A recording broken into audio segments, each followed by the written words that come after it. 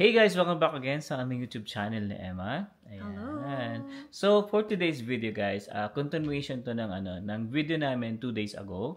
And which concerns about yung mass cancellation daw. Yes. Yan, di umano. Yan, na mangyayari kapag naipasa na yung Bill C-12. Kung hindi nyo pa napanood yun guys, yung Bill C-12, ayan, isa siyang batas na magbibigay ng broader power sa government.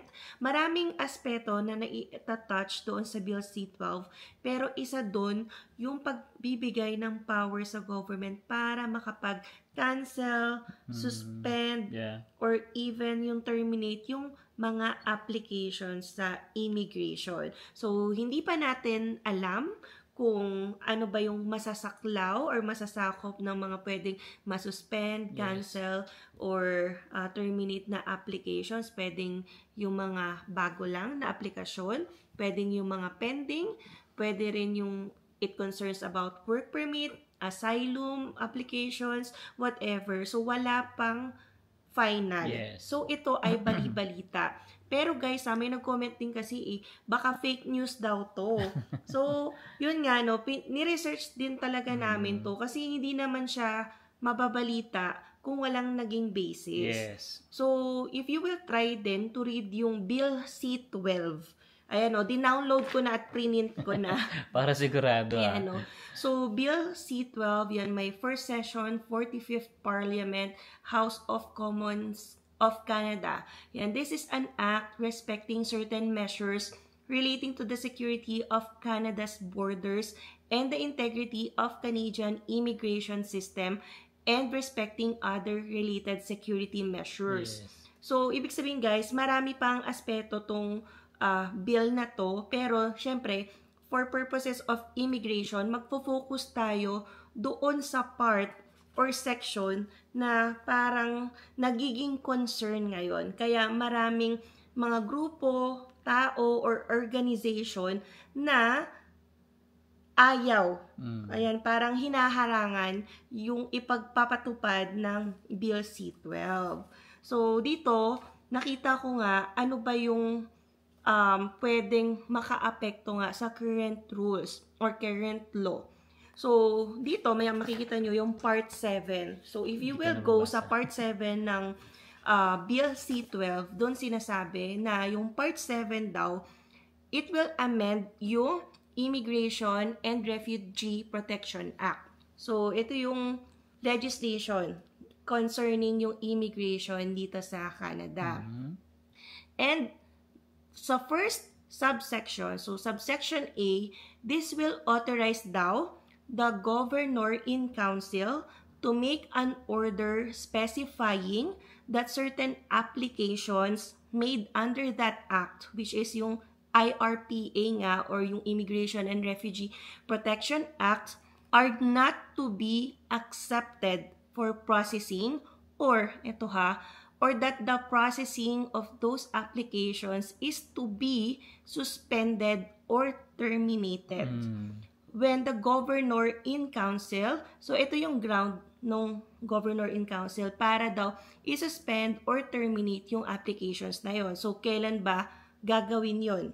So, kapag daw he is of the opinion na this is for public interest. So, napaka-broad nung ground, no? So, pwede itong gawin subjectively, depende sa kanyang judgment if this will serve the public interest. So, wala tayong say doon kapag nagdesisyon siya at sabihin niya na ang pagkakansela ng maraming applications or grupo ng applications or even thousands of applications, immigration applications dito ay for public interest, then masusunod yun once ito nga maging effective ang Bill C-12. And then, kahit bayad ka na, no? Talagang mababaliwala talaga lahat, guys.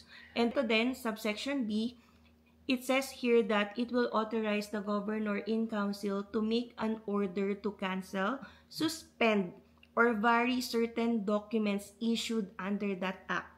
So, pwede yung mga papel na na-issue na ng IRCC ay pwede rin daw ma-cancel masuspend, or mabago.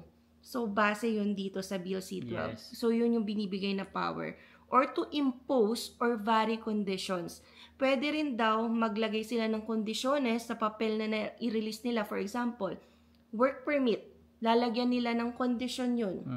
O kaya, kung may condition doon, babaguhin nila. So, we don't know yet. Ayaw kong magbigay na example kasi ang daming pwedeng gawin yan with this kind of power. So, again, kailan na naman gagawin yun? So, sabi dito, when the governor in council is of the opinion that it is in the public interest to do so. Again, magic word, public interest. So, kapag sinabi nila na this will serve public interest, makakabuti ito talaga sa lahat, sa public, di, kailangan natin i-vary or cancel or suspend yan. So, wala pa talaga kayong makikita sa website ng IRCC na na-implement na to dahil pending pa lang siya. Pero, when you visit yung IRCC, guys, meron na silang discussion doon about Bill C-12. Naka-enumerate na yun, guys. So, yan. I-open natin. If you will check sa IRCC Canada. Yan. So, habang nagre-research sa Emma, guys, no? So, anong masasabi nyo dito, guys, sa bill na ito, ano? Pabor ba kayo? Ayan. So, ito yung Bill C-12, guys. Pakita natin sa inyo kanila. So, canada.ca na yan, guys. So, meron siyang summary dyan. Yan, para makita nyo ano ba nga yung tinatawag nating Bill C-12. So, marami nga siyang tinatouch kahit sa mga Canada borders natin. Pati na rin yan, gusto nila i-manage ang mga organized crimes, yung mga illegal fentanyls, pati na rin sa pagka-crackdown ng money laundering. So, yan, kino-cover yan ng Bill C-12. Pero dako tayo dito sa baba. So, meron din ditong expanded information sharing, yung mga details natin ay pwedeng ma-share daw sa other government. Tapos, i-improve din yung asylum claim processing. So, hanapin natin. So, ito na. Ayan o. Yan. Sabihin ko na kapag in case mag-blur. So, it says here, authorities to strengthen control over immigration documents and applications. So, ito daw ang Bill C-12. The government of Canada must be able to respond sa mga crisis or mga unexpected events that could undermine the integrity of Canada's immigration system and the safety of Canadians. So, to improve daw yung ability to respond ng IRCC, this bill, which is Bill C-12, will allow the government of Canada to cancel, suspend, or change immigration documents. So, yung sinasabi natin na kahit na nai-release yan sa iyo, magkakaroon ng power yung government of Canada na cancelahin yan, kahit na valid, no? Pwedeng ma-cancel, pwede ring ma-suspend, hindi mo na maging effective yan, or pwedeng baguhin nila, i-vary yung mga kondisyones na nasa document nyo. Or, aside that, pwede rin daw mag-suspend, cancel, or stop na ang pag-accept ng new applications when such action is determined, again, on the basis of public interest. Yun ang mabigat doon, no? So, yun guys, no? So, nasa website na rin to ng IRCC Canada. They're discussing Bill C-12. Kaya, meron na rin talagang may mga grupo na nagpapanik. Actually, I came across din sa website na naglilikom sila ng like somehow signature campaign para mai-stop yung Bill C-12. Pero, syempre nga, sabi din sa comments sa mga ating YouTube channel, ayan, basa rin tayo. Kasi doon, nagsishare sila ng mga experiences nila na, syempre, bilang mga residente dito. Matatagal na dito. Ayan, o yung mga matatagal na dito, naka-experience na ng maraming mga changes sa polisiya, wala rin talaga tayong magagawa. Kasi we are at the mercy sa mga tao na gumagawa ng batas dito at nag-i-implement. So, ang mangyayari, syempre, kailangan din natin sundin yun. Talaga. So, sabi po ni Miss Maria Gracia Villanueva, 7159, posible daw talaga yung mass cancellation dahil nangyari na yun noong 2012. 2012, yeah. Under the immigration minister ni Jason Kenney. Yan. hoping maayos na ang problema sa immigration at huwag humantong sa pag-reset. Sobrang daming maapektuhan. Yeah. So, yun nangyari na pala guys noong 2012. And posibleng maulit. Ayan. Ayan nga. Sabi din ni 4GL5, do the Canadian people have any say on it? The decision will still fall in the hands of the politicians who will vote to implement such laws or not. Good luck to those who are concerned. So, tama naman. Kasi parang wala rin naman talaga tayong say or even yung mga Canadian citizens dito. So, ito, sabi ni Ami Dalogdog, 1828, pag-cancel, mag-advise naman ng immigration to refund sa mga binayan. So, hopefully, that is the case. Oo, kasi hindi pa natin alam kung i-refund ba talaga kasi nga bill pa lang siya. Ano ba yung final implementing rules? Pwede ring i-refund din talaga, which is maganda, pero hindi mo na maipapa-refund yung binayan mo, for example, sa consultant mo, sa lawyer mo, focus lang sila sa application fee. Ayan. Pero yun nga, kung makancel man yung application mo, kahit naging pending na yan ng 2 years or 3 years, dito sa bill na to, walang sinasabi na kapag nag-refile ka, priority ka. So, like back to zero, yung pwedeng mangyari sa application mo. Yan, sabi naman ni Ma'am Michelle, 50, ganon talaga, even though nagbayad ka na, wala silang magagawa. Parang sugal lang yan. Yan, totoo. And then, sabi ni Ansit Remley, naku, sayang naman, gusto ko pa man din makapunta at makapag-aral at work din talaga. Pati US, ano ba? Ano ba yan? Sabi niya. So, marami talagang nangyayari, guys. Hindi rin namin na maisip kaliwat kanan, ang daming balita. Ang dami rin kasi naging epekto ng yung after COVID, 'di ba? Ang daming nagpuntahan dito. And then yun nga, yun talaga yung time na nagdugsuan talaga dito, baby. After ano talaga. Epekto pa ng ekonomiya, epekto pa ng tariff. So ang daming nangyayari. Speaking of tariff, nako, next siguro vlog natin meron ako i-share sa inyo. Yes. So mga daming nangyayari. And then sabi nito ni LC2MN, nangyari na yan before. Ayan, sabi niya. Yung kakilala ko, nag-apply ng application for 5 years, guys. 5 years nag-apply. Tapos nasayang lang. Walang magagawa ang kahit sino kasi may kapangyarihan ang gobyerno gawin yan. Just because nagbayad ka ng kung anong fees, it doesn't mean entitled ka nang magstay dito for good. Yan, better be ready. Sabi ni Miss Cha, mag-ipon in case mangyari yan at kailangan nang umuwi. Huwag masyadong mamili. So, ng kung ano-ano. Otherwise, problema kung paano iuuwi lahat yan. Maging practical, lalo na't walang papel dito sa Canada. Ayan. Totoo nga naman, ang daming pwedeng mangyari, lalo na ngayon. So, ang hirap. Sabi rin niya nga, wag masyadong mamili. Nakakatakot din talaga pag mapauwi. Ito rin si Master Palengke, 4961. Sabi niya, totoo yan. Nangyari na yan noong 2012. Mabuti na lang nakapasok na yung PR application namin. Thank you, Lord. Sabi niya. So, may mga swerte din talaga, no? By luck din. Kasi hindi mo alam kung kailan uulit, di ba? Kailan ka masasampulan, masasaktuhan. Ito, baby, may isang tanong dito. Damay po ba yung mga application outside Canada? Yan. As what you have mentioned, kasi bill pa lang siya. Wala pang final. So, pwedeng kahit pwedeng maapektuhan. Pwede rin silang magsabi na certain applications lang. Yan. So, depende. So, we have to wait kung matulay man to, diba? And ano yung i-implement ng IRCC. Yes. Ayan. So, sabi ni Miss Eleanor Villara sa 7048, so sad to hear that news.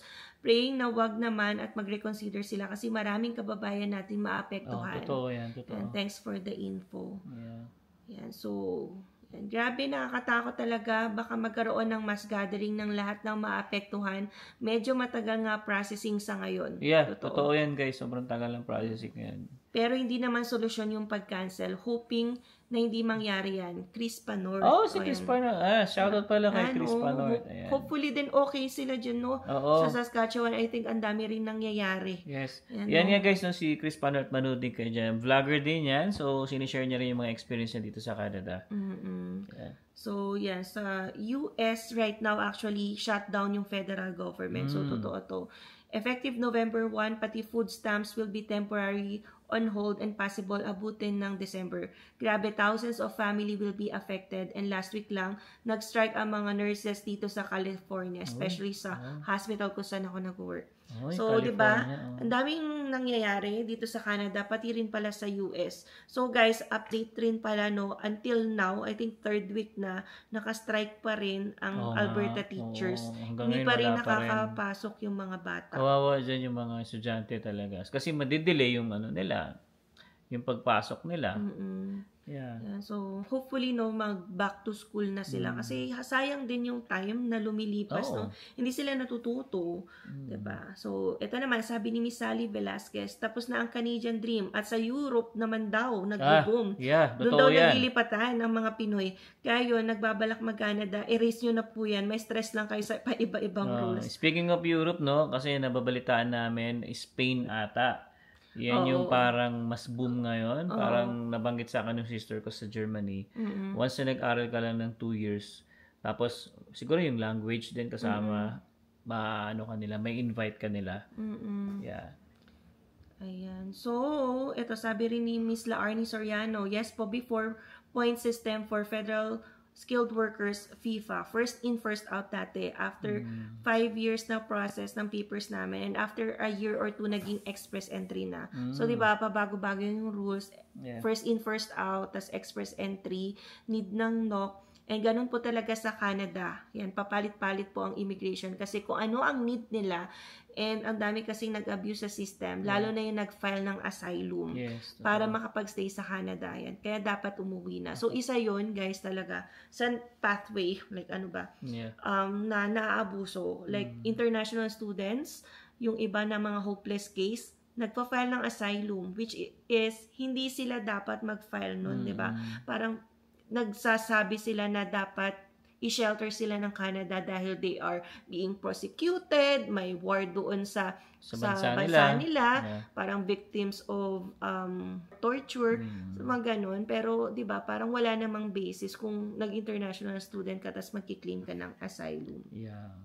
Ayan, sabi din dito ni Lucito Sapnu 5570, next vlog nyo, yung work, mass layoff at company shutdown na inilipat nila sa US at affected na maraming Canadians, lalo na sa part daw ng Ontario and BC. Kaya lalong hihigpit ang immigration sa Canada because of mass layoff.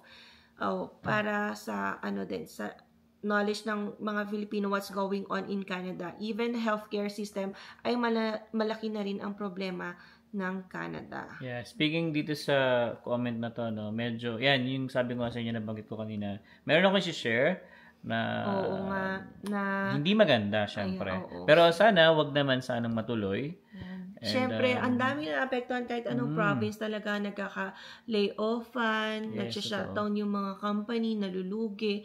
Lalong-lalo na kasi effect talaga ng tariff na hindi ko talaga alam na kung kailan matatapos, kailan masayos, kasi politika siya Yan, nasasamahan siya ng politika. So, depende siya sa leaders ng country nyo.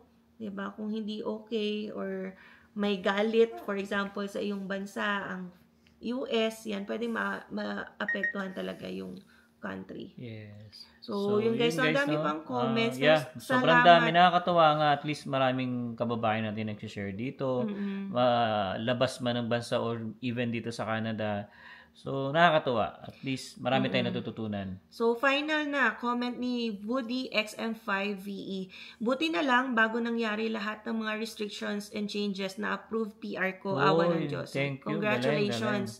Kaso nga lang, ito ang hirap sobra maghanap ng trabaho dito sa Calgary. Lalo na tech sector. Isang taon na yata ako nag-a-apply, wala pa rin. Pero laban lang.